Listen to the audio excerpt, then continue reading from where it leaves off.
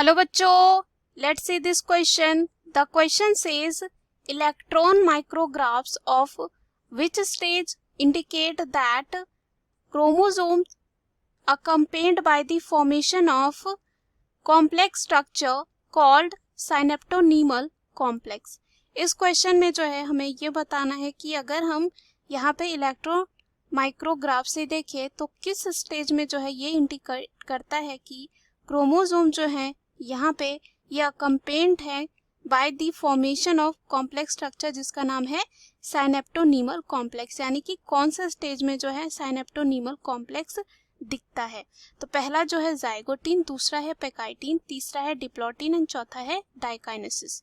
तो आइए जो है क्वेश्चन का आंसर देखते हैं. सबसे पहले हम जो है बात करेंगे की कॉन्सेप्ट की. तो यहाँ पे जो है की कॉन्सेप्ट जो हो जाएगा वो होगा साइनेप्टोनीमल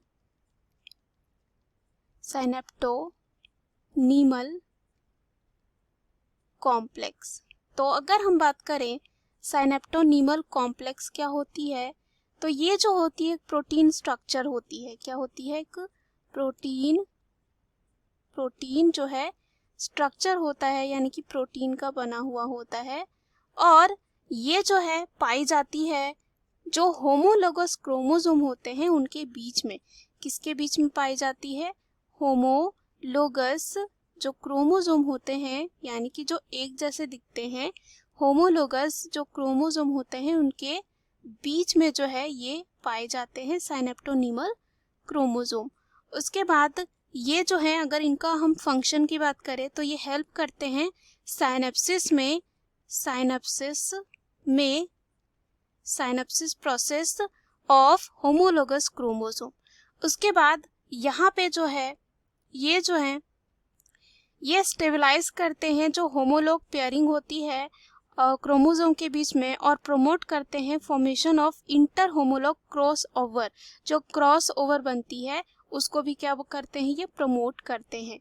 तो ये जो स्टेज होती है वो प्रोफेज 1, ये जो स्टेज होती है प्रोफेज 1 में जो है ऑब्जर्व की जाती है. और प्रोफेज 1 के जो है जाइगोटिन, प्रोफेज 1 के जो है जाइगोटिन स्टेज होता है उसमें. प्रोफेज 1 जो होता है मेनली 5 स्टेजेस में बांटा जाता है. पहला जो होता है लिप्टोटिन, दूसरा जो होता है जाइगोटिन, तीसरा होता है पेकाइटिन, चौथा जो होता है डिप्लॉटिन और लास्ट में जो होता है डायकाइनेसिस.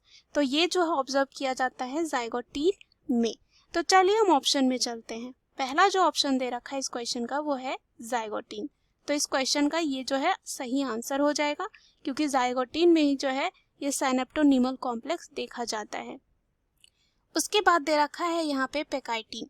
तो अगर हम बात करें पेकाइटिन की तो ये थर्ड स्टेज होता है प्रोफेज 1 का.